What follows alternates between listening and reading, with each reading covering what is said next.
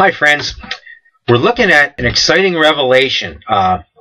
This is God's dispensational plan for man. The 7 ages that God is trying to draw man to Himself.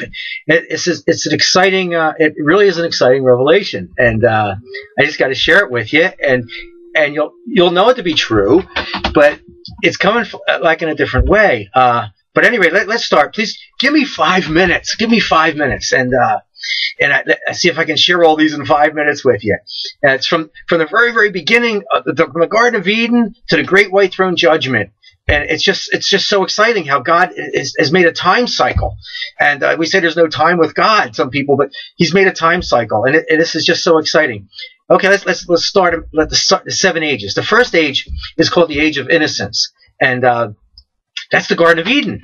That's when God created Adam and Eve, and He told them to multiply.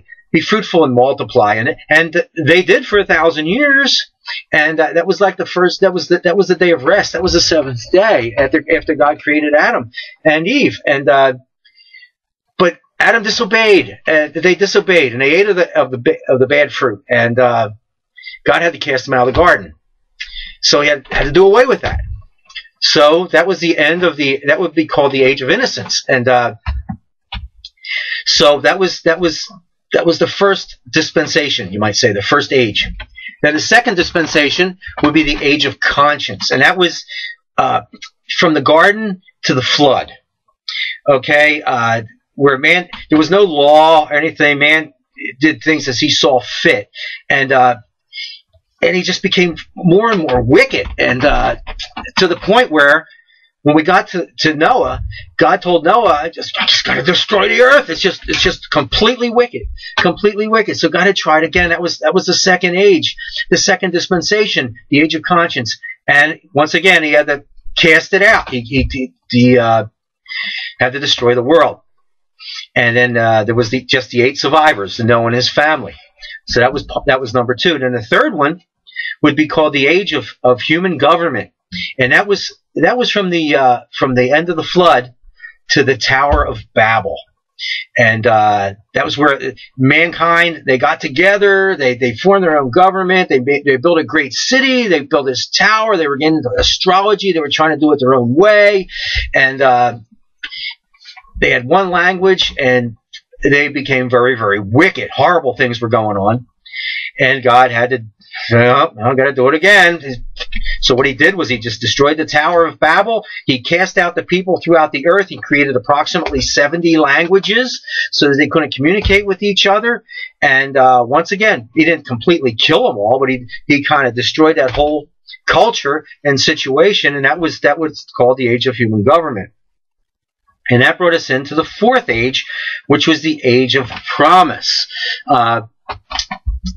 This was the age of the birth of Israel, as God began to talk to Abraham, and he says, Abraham, I will make a great nation of you. You obey me. I will make a great nation of you. You're going to have a son. You're going to call him Isaac, and he's going to become the nation of Israel. And so this was the age where Israel was born. Now, unfortunately, Abraham, even being human, he disobeyed too, and went to his maidservant and created a son called Ishmael, which wasn't with his wife Sarah, and which was with his maidservant. And Ishmael became the latter-day Arabs, and Isaac, which he eventually did have, became the latter-day Jews. So you have this bad blood between the Arabs and Jews all through the ages because Abraham disobeyed God. So, I guess us Gentiles would be like the Arabs, and because we're the Gentiles, and there's the Jews, and you have these two, and kind of we don't get along. And well, some do, but overall. But that was the Age of Promise, and once again, God had to do something different. So that was the 4th age. Then we go into the 5th age, or the 5th age of dispensation, which is the age of the law. And that's where Moses brought the 10 Commandments. And that was when law began. Thou shalt not do this. Thou shalt not do this. Thou shalt worship the Lord thy God, no other gods. Thou shalt not commit adultery. Those kind of things. And which basically was a picture of what we cannot do. and because nobody can keep the law. But that went from Mount Sinai, when God gave the 10 Commandments, to Pentecost. And so that was the fifth dispensation, or the fifth age. And Pentecost became the age of grace. That's when the Holy Spirit came down upon the church. And that you could say that went from the cross, where Jesus died on the cross for everyone and offered salvation freely. It was a free gift. It was just unbelievable, the love of God to offer salvation to us all at no cost. At no cost. Just accept God's forgiveness and ask Him to save us. And then Pentecost, the Holy Spirit fell, grace fell upon the earth, and that age began the sixth dispensation, which is the age of grace. And that takes us all the way to the millennium, which we're still in that age right now. This is the sixth one.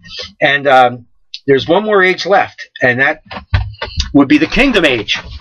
And that's the millennium, the last 1,000 years. That would be the seventh day, the seventh dispensation. 7 being the number of completion with the Lord. So right now we're in that age of grace where we can still come to the Lord and just say, Lord, forgive me, I'm a sinner, save my soul. And He will do that at no cost because of what Jesus did on the cross. His blood covers us. And so we will go after the rapture of the church, we're going to enter into the seventh day.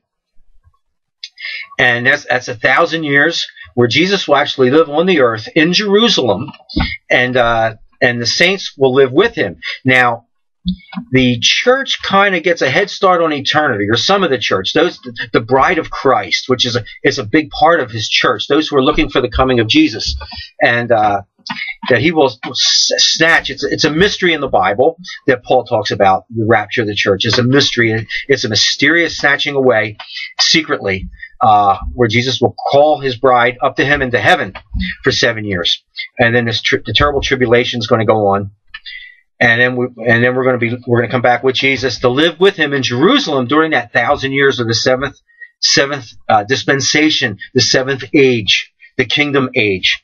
Now, at the end of that 1,000 years, during that 1,000 years, many will, believe it or not, will turn away from Christ, even though God is living in Jerusalem. And everything is at peace, and there's great love, and everything is wonderful. There's still men's hearts. We are mankind. Many will choose to eat of the bad fruit, eat of the bad tree. And at the end of that 1,000 years, the devil will be released. The devil's put down for that 1,000 years because it's the seventh day. It's the day of rest for God, that 1,000 years, the last day. But at the end of that 1,000 years, the devil will be released, and he will tempt many men on earth to come get through the earth to try to attack Jesus in Jerusalem and the saints, to try to knock God off the earth. Now, I don't understand what his thinking is, but that's what they're going to try to do. But fire will come down from heaven, consume them all, the evil, the wicked, and the devil will be cast into the lake of fire forever, for all eternity. That ends the 7 dispensations, the 7 ages. And then we go into eternity, and of which we're given no information. The Bible just takes us to the end of the millennium, and we see the new Jerusalem come down upon the earth, where the saints will live, the streets of gold. I mean, this stuff, it's not a fairy tale, it's real. But at any rate, I just wanted to go over that with you because it's such an incredible revelation, and it's all true. But thank you for listening. I know you guys got lots of things to do, and thanks for putting up for me for this, I think, however minutes. I can't even read how many minutes that is on there. But thank you, and see you on the next one.